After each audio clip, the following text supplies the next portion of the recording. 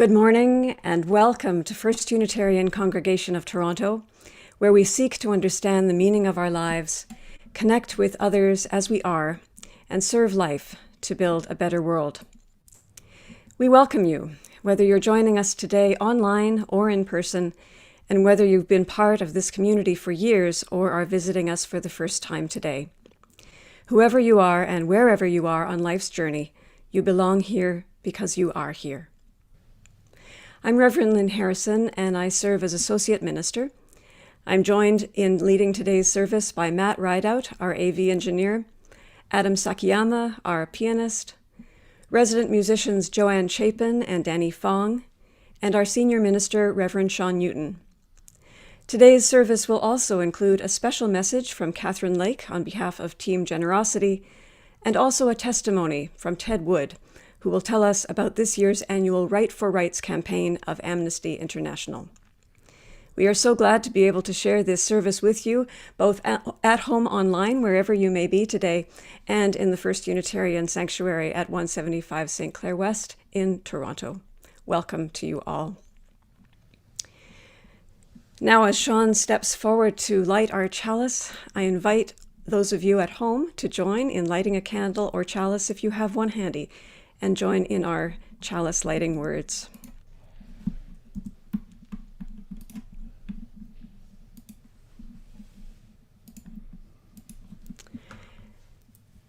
As we light our chalice, may its flame kindle within us the warmth of compassion, the glow of love, the fire of commitment, and the light of truth.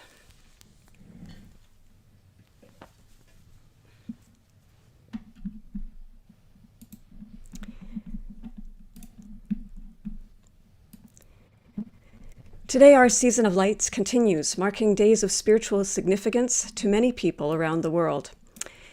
As Sean comes forward to light 3 candles in the Advent wreath, we join with Christians around the world and in this congregation in lighting the first and second and third Advent candles, the lights of hope and peace and joy.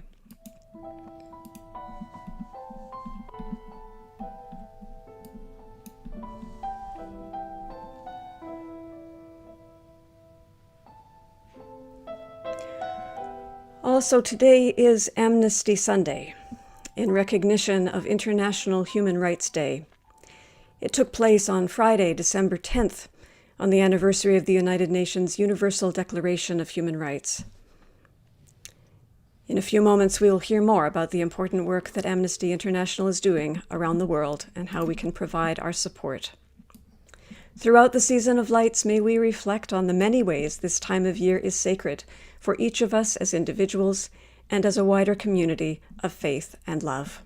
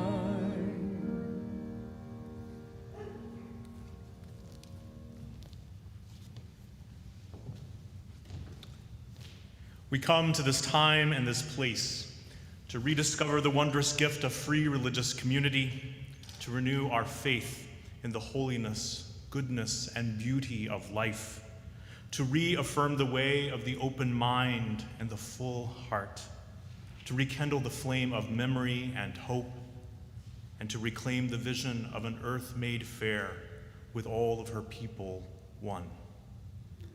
From our many and varied paths, we come together to build up a community of commitment, love, and hope. Joining our voices as one, let us now affirm the highest aspirations of this community in the words of our covenant. Love is our doctrine. The quest for truth is our sacrament, and service is our prayer. To dwell together in peace, to seek knowledge in freedom, to serve life to the end that all souls shall grow into harmony with the divine. Thus do we covenant with each other and with all.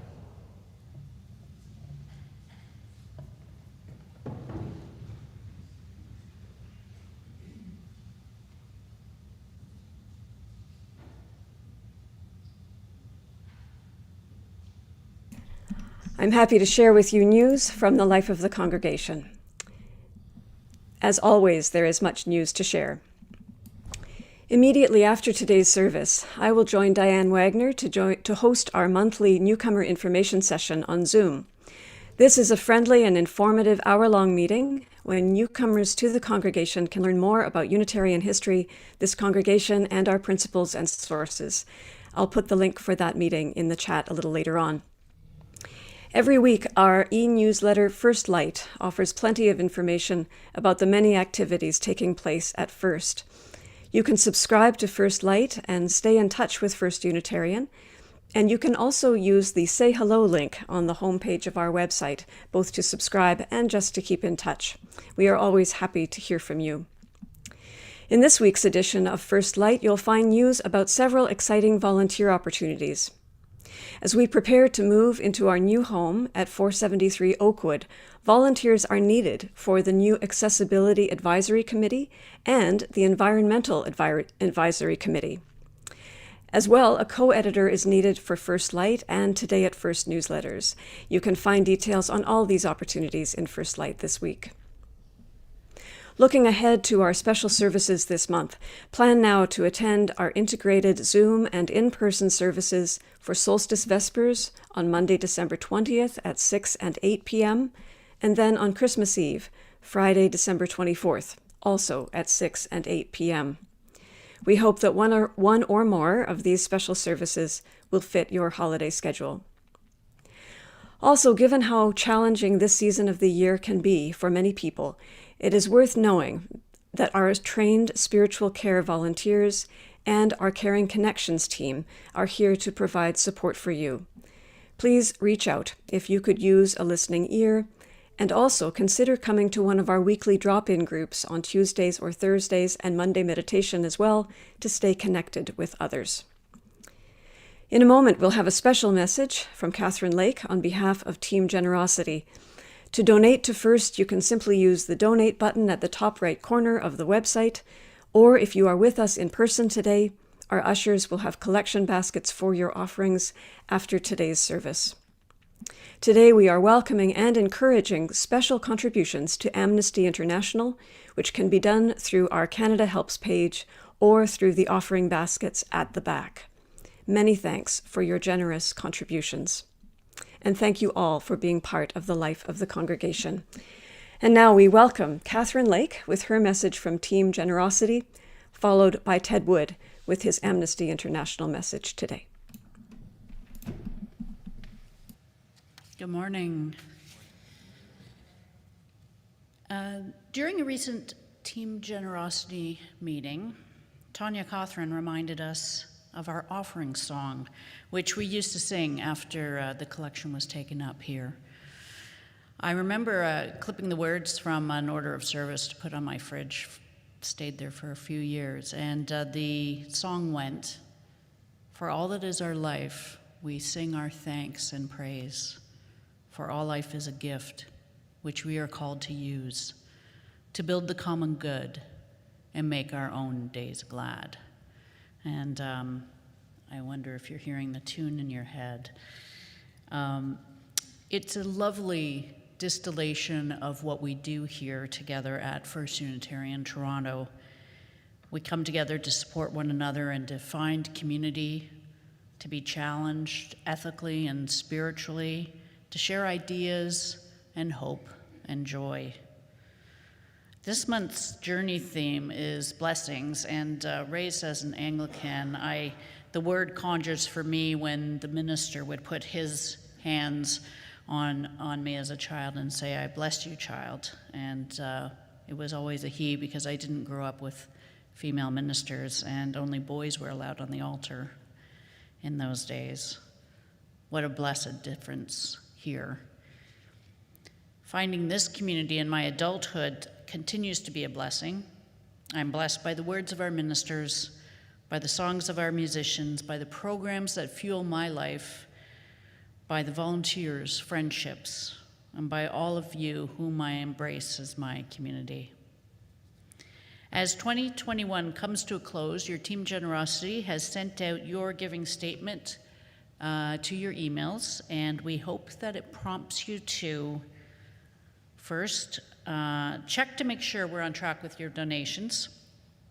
Please note the report can only reflect gifts received up to November 30th. And the pledge funds go directly into the operating fund, and then the special offerings are listed separately.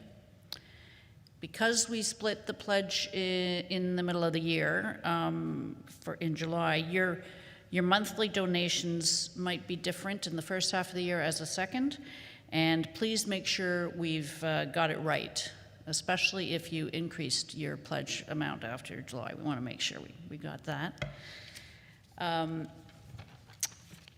If you don't receive an email or your giving statement is incorrect, get in touch with Team Generosity. If you wait to the end of the calendar year, which some of us do, to give, please give as generously as you can. If you have funds you need to get into Toronto First for income tax purposes and to ensure that you get an income tax donation receipt for 2021, get them in pronto. Finally, thank you to all who give. Your financial gifts make possible these life-enriching services, all our First Unitarian programs, and the rooms, virtual and in person, where we gather to build the common good and make our own days glad. Now I pass the podium to Ted Wood.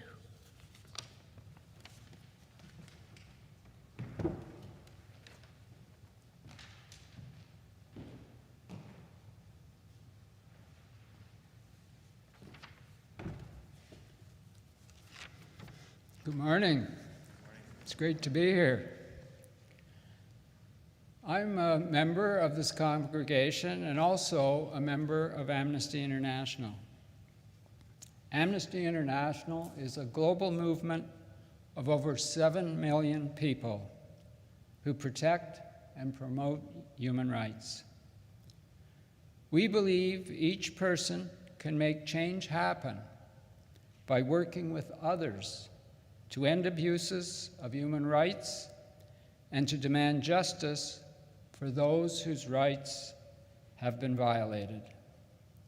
Many years ago, I began supporting and taking action with Amnesty because of its reputation for providing accurate and reliable information about human rights violations and also coordinating concerted action on human rights issues. Today we celebrate World Human Rights Day, as Lynn was saying, and the anniversary of the signing of the Universal Declaration of Human Rights. Every year, Amnesty International marks the occasion with its annual Right for Rights campaign. Letter writing has always been at the heart of Amnesty International's work. Our Right for Rights campaign is the world's largest human rights event. Last year, we sent over 4.4 million messages, and these came from 170 different countries and territories, and resulted in several success stories that changed lives. The successes are highlighted on the Right for Rights website.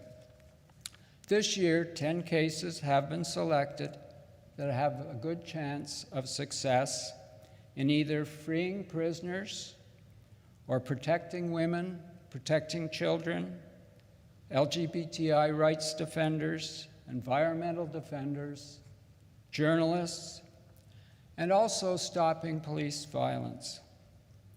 All 10 cases with instructions for sending letters or signing online actions are available at the Right for Rights website. You can find the link to the website and the cases in First Light. Click on any of the cases and you will be connected to a page with case information, online actions, video information, and actions on Twitter as well. Please join us and take action on any or all of the cases. Activists all over the world will be writing on these same 10 cases. As Lynn was saying, there's also a special offering today to support the work of Amnesty International. A donation in any amount is greatly appreciated. Human Rights Day is the day when our collective voices are heard around the world. Participating in Amnesty's Right for Rights is the perfect way to push back against those trying to diminish the role of human rights in our world and to protect and defend those suffering human rights abuses. Thank you.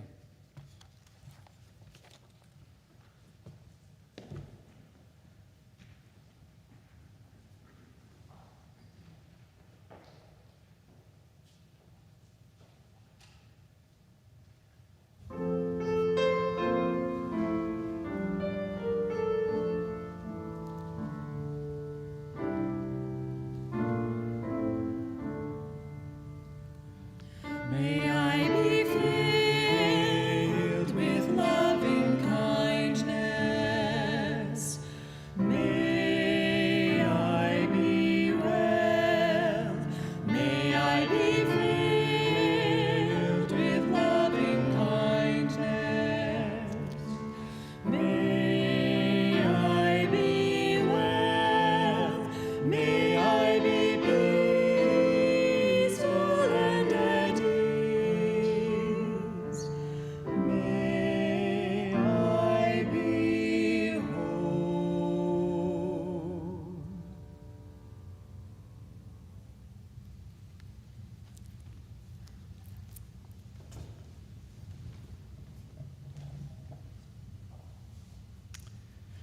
Enter with me now into a time of contemplation, a time for meditation and prayer that begins with the words of the poet Galway Kinnell and will then give way to a time of shared silence.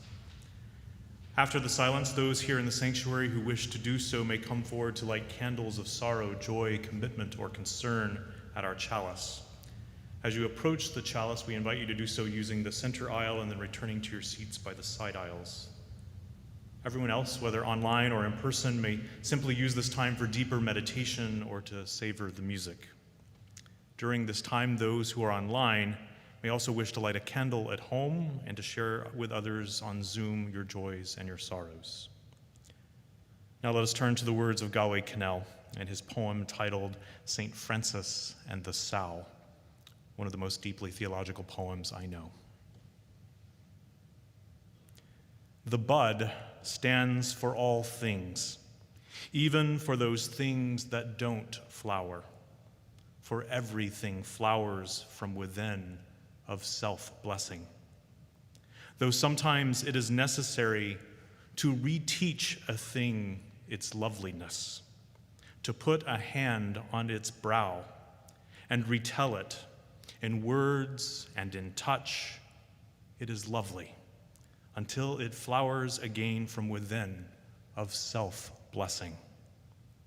As St. Francis put his hand on the creased forehead of the sow and told her in words and in touch, blessings of earth on sow. And the sow began remembering all down her thick length, from the earthen snout all the way through the fodder and the slops to the spiritual curl of the tail, from the hard spininess spiked out from the spine down through the great broken heart, to the sheer blue milken dreaminess spurting and shuddering from the 14 teats into the 14 mouths sucking and blowing beneath them. She remembered the long, perfect loveliness of sow.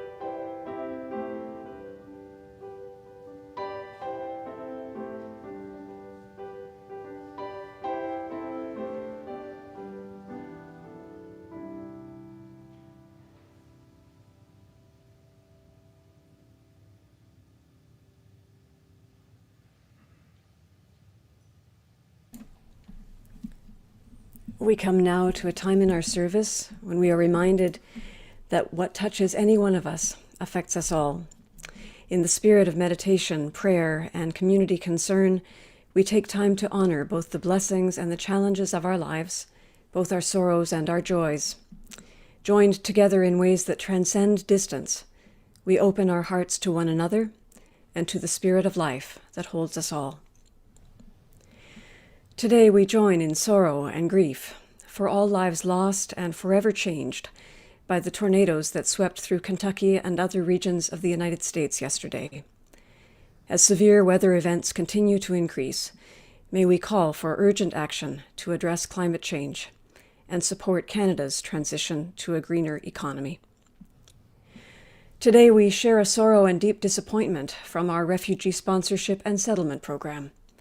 The upcoming December 13th flights for the refugee family currently living in Egypt have been cancelled until further notice due to COVID-related travel restrictions.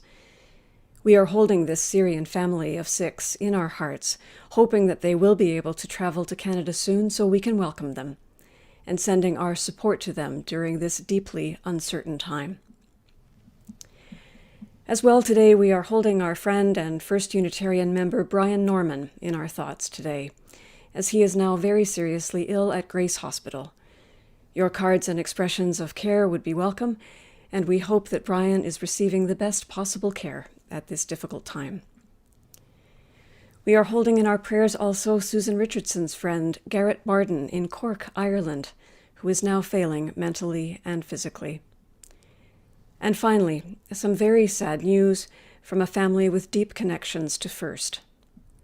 Jean, Elaine, and Diana Sargent and their family are mourning the loss of Corey Sargent, who died suddenly on December 6th at age 37 of an accidental overdose. Fentanyl is suspected. Corey spent his childhood and youth at First Unitarian, coming most Sundays with his mother Elaine and his grandmother Jean. His aunt, Diana Sargent Gibson, wrote to us on behalf of this 3-generation Unitarian family and urges everyone to be especially aware of the dangers of street drugs at this time and to reach out for help if you need it. Anyone who remembers Corey or who would like to express their condolences to the family can be in touch with me or Sean or Angela, and we will connect you. There are many people today in our hearts and minds, families who are grieving, friends and loved ones who are ill. As well, we are ever aware of the suffering of so many around the world as a result of human rights abuses, violence, and injustice in so many forms. Opening our hearts to the healing power of love and compassion, opening our hearts to the spirit of life, we take a moment of silence as we bring all of these many sorrows to mind.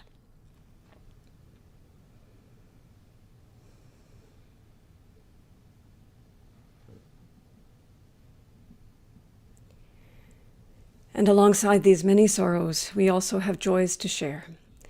Reasons for gratitude, small and large. Sources of beauty, inspiration and kindness, blessings and celebrations of so many kinds. We are thankful for community in all the many ways that it appears in our lives and sustains us today.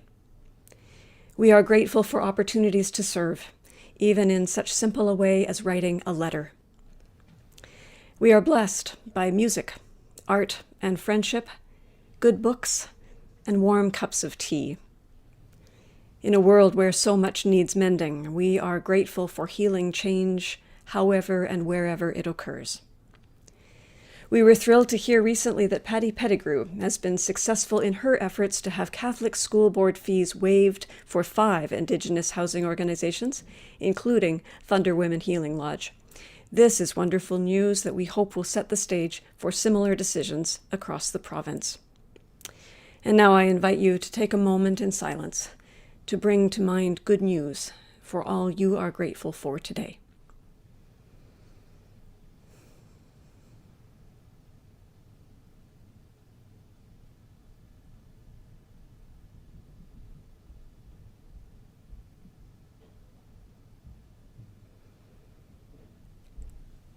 And now will you join me in a time of prayer and blessing? Spirit of life, source of love, the divine known to us by many names and yet beyond all naming. May we offer care and comfort to all who need it. May we open ourselves to the sources of strength both within and beyond us, to make of ourselves a light in this world of suffering and shadow. May loving kindness be our blessing, both given and received, today and as long as we shall live. Amen.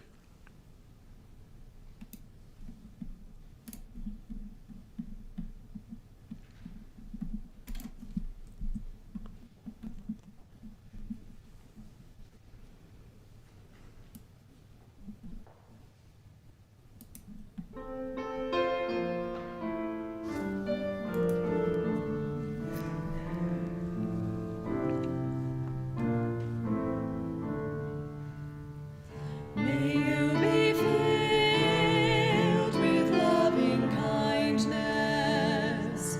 May you be well.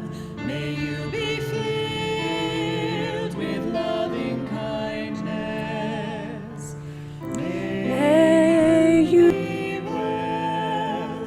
May you be peaceful and at ease. May you be whole.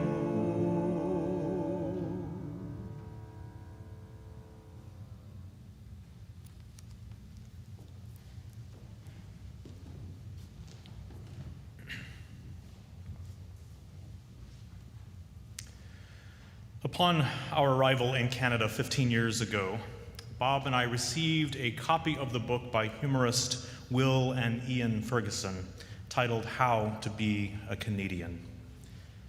I took to heart the instructions, even though many of them are quite tongue-in-cheek and the stuff of our worst stereotypes.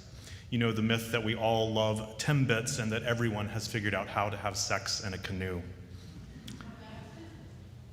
What stayed with me was the chapter on the multiple meanings of the seemingly simple word sorry. I learned, of course, that it can serve as a genuine apology, and that paradoxically, it can also be a terse deflection of blame or responsibility. Sorry. Simply a way of clearing the air and allowing everyone to move on from a moment of tension. I also learned that it can be used to basically, and I'm choosing my words very carefully here, to tell someone to get lost. Basically, the word can be used to cover a full spectrum of occasions conveyed by a certain tone of voice and the surrounding context. While the many meanings of the word sorry were foreign to me as an immigrant, the concept of a word or a phrase having different meanings in different situations was not. Which brings me to a staple phrase of my childhood spent in the southern part of the United States. The phrase so widely used there means at face value exactly what it says. Bless your heart. Bless you. May you be comforted in this moment. May you find strength in whatever it is that you are going through. This meaning is not unlike the words of our centering music. May you be well. May you be at peace. But there are, as you may know or might imagine, other ways in which the phrase, bless your heart, can be used. Typically, these are said of someone behind their back. Bless their heart, which suggests that the person being discussed just doesn't quite have their act together. It may sound like sympathy, but it actually reeks of judgment. Bless their heart, but I could do this better than they could. Bless her heart, she doesn't know how much she's embarrassing herself. Bless his heart, he's making a fool of himself and the poor thing doesn't even know it. The saccharine insincerity is in no way sweet, in no way kind or understanding or sympathetic. Occasionally, the phrase is spoken directly to a person, but in a way that is dismissive and diminishing. Well, bless your heart. This may well be the most offensive use of all, as it discounts a person to their face with a false and mocking expression of understanding. The poet Richard Newman gets at some of these delicious nuances of meaning in his poem, Bless Their Hearts. At Steak and Shake, I learned that if you add bless their hearts after their names, you can say whatever you want about them and it's okay. My son, bless his heart. He rents storage space for his kids' toys. They're only 1 and 3 years old. I said, my father, bless his heart, has turned into a sentimental old fool. He gets weepy when he hears my daughter's greeting on our voicemail. Before our steak burgers came, someone else blessed her office mate's heart. Then, as an afterthought, the jealous hearts of the entire anthropology department. We bestowed blessings on many a heart that day. I even blessed my ex-wife's heart.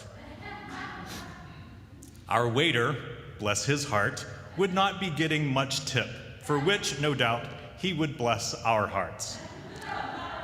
In a week, it would be Thanksgiving, and we would each sit with our respective families, counting our blessings and blessing the hearts of family members as only family does best. Oh, bless us all. Yes, bless us, please. Bless us and bless our crummy little hearts. I bring all of this up because blessing can take many forms. And the things we may consider to be a blessing may have the opposite effect. True blessings take care. It requires sincerity. Blessing takes observation of the reality of another's circumstances, followed by a suspension of judgment, a real openness and curiosity, and then a genuine turning of the heart towards the other in compassion, in care, in kindness, with a clearly felt effort to show support and understanding in a way that matters in the moment to the other person. Now, it has to be said that in this process, it is no simple thing to suspend judgment.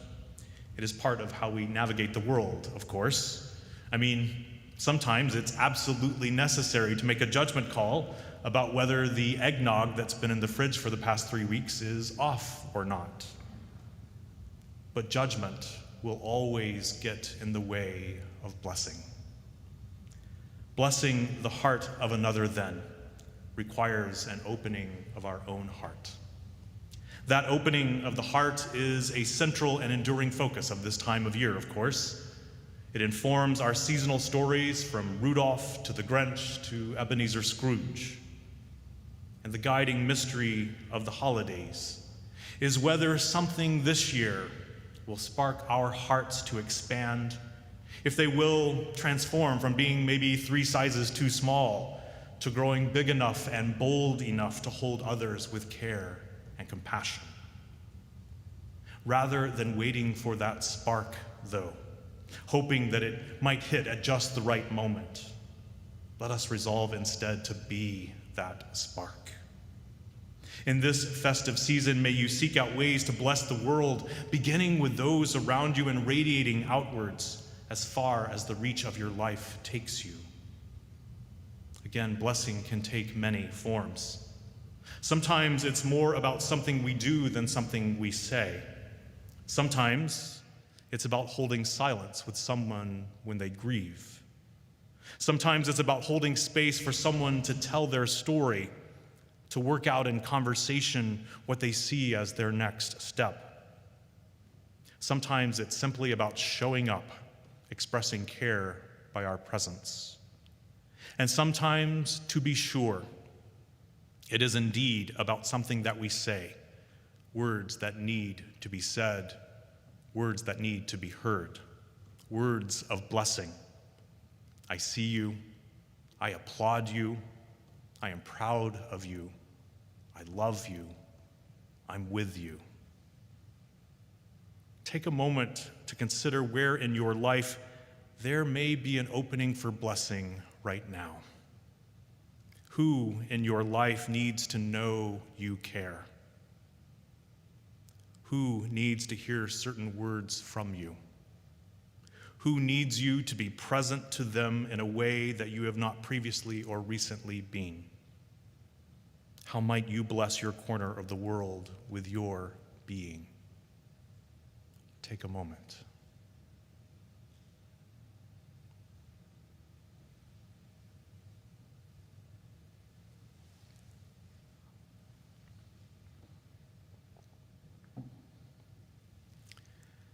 In 1982, the great playwright Tennessee Williams, the author of A Streetcar Named Desire and A Cat on a Hot Tin Roof, found himself unexpectedly blessed. That year, he was among 11 people awarded honorary doctoral degrees at Harvard University's commencement. Another was Mother Teresa of Calcutta, the winner of the Nobel Peace Prize. Robert Kiley, who was Tennessee Williams' escort during the academic proceedings that day, shared in his memoirs this beautiful story of what he carefully observed. At the honorary degree dinner the night before commencement, Williams, a short and shy man, was nervous and a bit overwhelmed by Harvard formality. But after dessert and a little wine, when a student group came in to sing, he smiled, relaxed, and taking my hand and that of the elderly woman next to him, said, like one of his characters, "I just want to be surrounded by beautiful people." The next morning when I met him at Johnston Gate for the procession, he seemed anxious again because he was in a sports jacket and no academic gown and felt out of place at Harvard.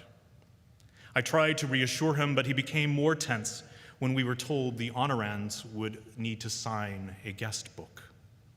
Inside the reception room, there was a whirl of red gowns and important people standing and chatting as if at a Cambridge cocktail party. I thought Williams was about to back out when he and I saw two very small nuns, ignored by everyone, sitting on a couch across the room praying the rosary. "My God," Williams whispered, grabbing my arm, "that's Mother Teresa." I had been on the honorary degree committee and knew she would be there, though she had not come to dinner the night before. Tennessee, he had become Tennessee by then, said, "Will you introduce me to her?" I told him that I did not know her, but yes, of course, that's what I was supposed to do, introduce everybody to everybody else. So over we went through the milling crowd of crimson, and I, in the strangest introduction I have ever made, said respectfully to the tiny, wrinkled nun, "Mother Teresa, this is Tennessee Williams." She looked up kindly, obviously having no idea who Tennessee Williams was. And then something extraordinary happened that I am almost positive no one else in the room saw.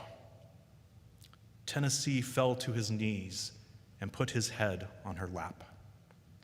And she patted his head and blessed him. And for the rest of the day, he beamed.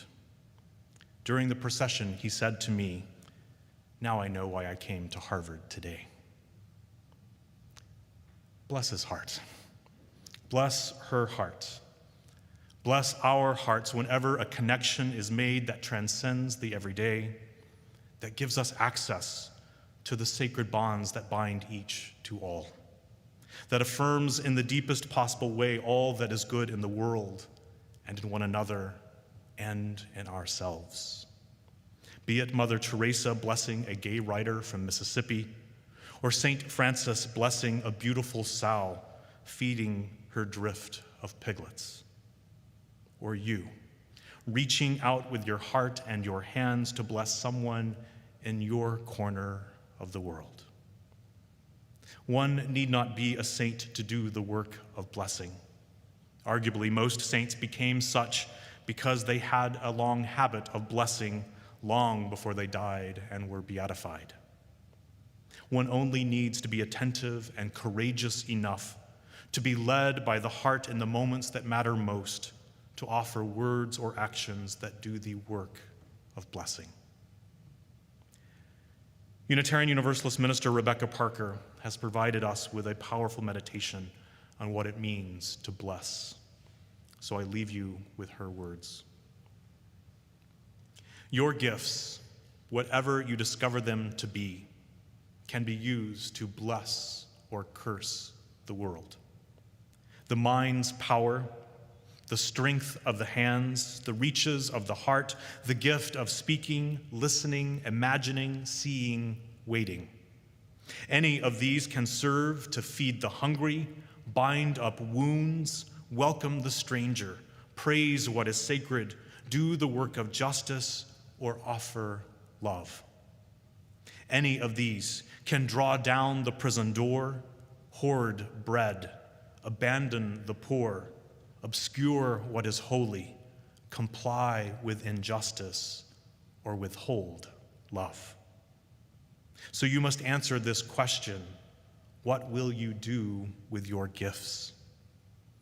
Choose to bless the world. The choice to bless the world is more than an act of will, a moving forward into the world with the intention to do good. It is an act of recognition, a confession of surprise, a grateful acknowledgement that in the midst of a broken world, unspeakable beauty, grace, and mystery still abide.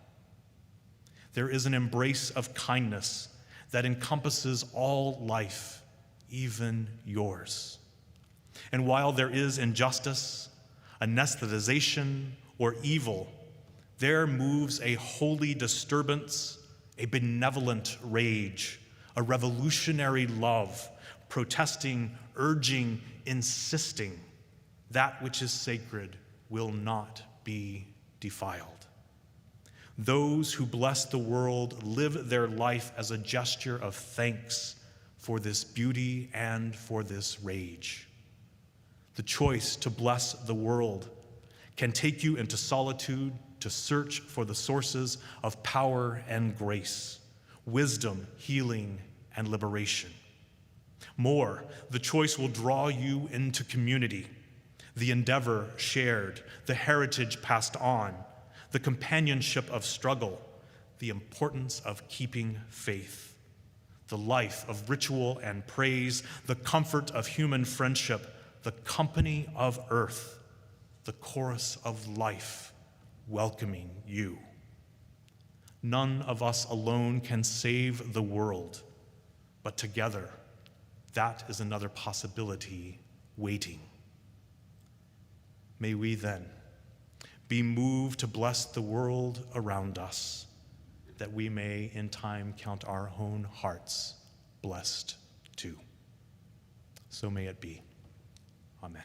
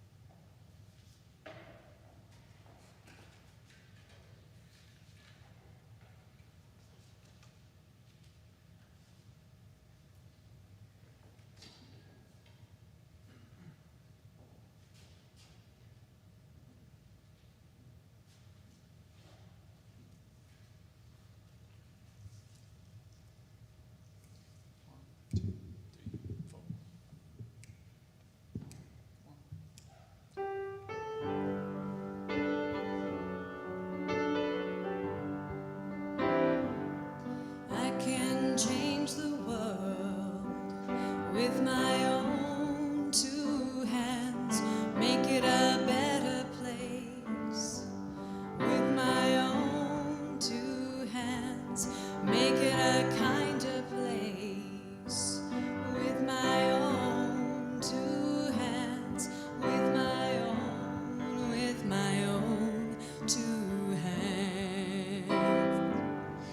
can make peace on earth with my own two hands. I can clean up the earth with my own two hands.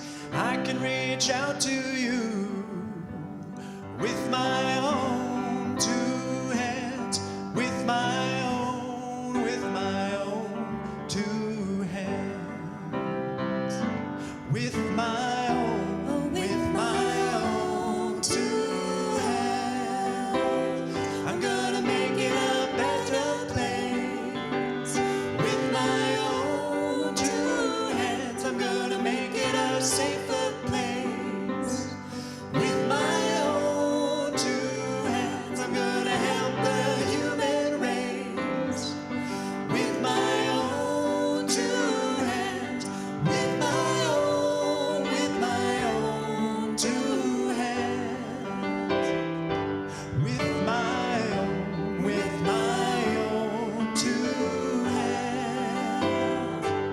I can hold you in my own two hands, and I can comfort you with my own two hands. But you gotta use your own two hands. Use your own two hands. With my own two hands.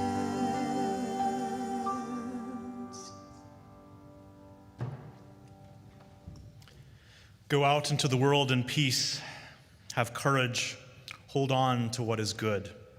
Return to no person evil for evil. Strengthen the faint-hearted. Support the weak. Help the suffering. Honor all beings again, again, and then again. Go in peace and truly bless your hearts. Amen.